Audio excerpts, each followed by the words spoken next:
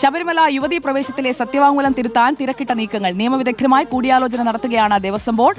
അയ്യപ്പ സംഗമത്തിന് മുന്നേ തീരുമാനത്തിലെത്താനാണ് ശ്രമം. അതേസമയം ആഗോള അയ്യപ്പ സംഗമത്തിൽ UDF സഹകരിച്ചേക്കില്ല. നിലപാട് ഇന്ന് പ്രഖ്യാപിക്കും. TV പ്രസാദ് നമുക്കൊപ്പം ചേരുകയാണ്. Good morning TV Prasad. ഓണത്തിലേക്കുള്ള ഒരുക്കം, ഓണാഘോഷമൊക്കെ കഴിഞ്ഞിട്ട് നിൽക്കുകയാണ് TV പ്രസാദ്. അതിനിടയിൽ ആഘോഷത്തിനിടയിൽ വരുന്ന പ്രധാനപ്പെട്ട ഒരു തീരുമാനമാണ് UDFന്റെ ഭാഗത്ത് നിന്ന് നമ്മളിപ്പോൾ കേൾക്കുന്നത്. അയ്യപ്പ സംഗമത്തിന് പോകാനും വയ്യ, പോകാതിരിക്കാനും വയ്യ. കുറച്ചു പേർക്ക് പോകണമെന്നുണ്ട്, എന്നാൽ കുറച്ചു പേർക്ക് പോയാൽ പ്രശ്നമാകുമോ എന്നുണ്ട്. അങ്ങനെ മൊത്തത്തിൽ ഒരു ആശയക്കുഴപ്പം ഇന്നലെ ഉണ്ടായിരുന്നു. എന്നാൽ ഇന്നിപ്പോൾ ഒറ്റക്കെട്ടായി ഒരു തീരുമാനത്തിലേക്ക് എത്തുകയാണോ UDF? എന്താണ് നമുക്ക് അവരുടെ നിലപാട് സംബന്ധിച്ച് ഇപ്പോൾ അണിയറയിൽ നിന്ന് കേൾക്കാൻ കഴിയുന്നത്? Good morning Sujaya. Good morning, happy Onam.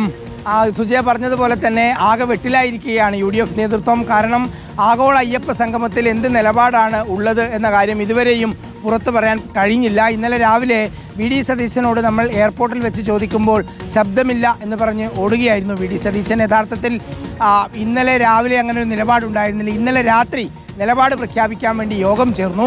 ആ യോഗത്തിൻ്റെ തീരുമാനം ഇന്ന് രാവിലെ 10:15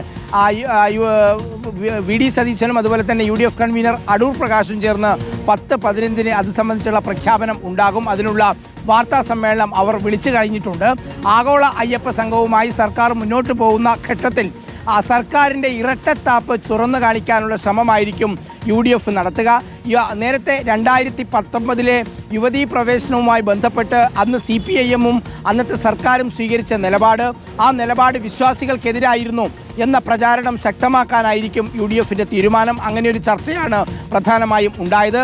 ആ സമയത്തെ സത്യവാങ്മൂലം തിരുത്തുക, ഒപ്പം എടുത്ത കേസുകൾ അത് പിൻവലിക്കണം എന്ന് BJP പറയുന്നുണ്ട്. അങ്ങനെ വിവിധ നിലപാടുകൾ ഉയർത്തിപ്പിടിച്ചുകൊണ്ട് സർക്കാർ ഇന്ന് ആഗോള അയ്യപ്പ സംഗമം നടത്തുന്നത് അത് വിശ്വാസികൾക്ക് വേണ്ടിയല്ലെന്നും നേരത്തെ യുവതീ പ്രവേശനവുമായി ബന്ധപ്പെട്ടുണ്ടായ മുറിവുണക്കാൻ വേണ്ടിയാണ് എന്നുമാണ് UDF പ്രധാനമായും ജനങ്ങളോട് പറയാൻ ശ്രമിക്കുന്നത്. പക്ഷേ ഒരു കാര്യമുള്ളത്, ആഗോള അയ്യപ്പ സംഗമം നടത്താൻ തീരുമാനിച്ചതോടുകൂടി സർക്കാർ വലിയ രീതിയിൽ പ്രതീക്ഷിക്കുകയാണ് വിശ്വാസികളുടെ പിന്തുണ കിട്ടുമെന്ന്. കാരണം SNDPക്കൊപ്പം NSS കൂടി ഇതിൻ്റെ ഭാഗമായി ചേർന്നു എന്നുള്ളതാണ്. UDFനെ സംബന്ധിച്ച് കുഞ്ഞാലിക്കുട്ടി തുടക്കം മുതൽ തന്നെ ആഗോള അയ്യപ്പ സംഗമത്തിനെ എതിർക്കാതെയുള്ള നിലപാട് പറഞ്ഞതോടുകൂടിയാണ് എന്തായാലും ഒരു നിലപാടുണ്ടാക്കണം എന്ന നിലയിലേക്ക് UDF എത്തിയതും ഇന്നത് പ്രഖ്യാപിക്കുകയും ചെയ്യുന്നത്.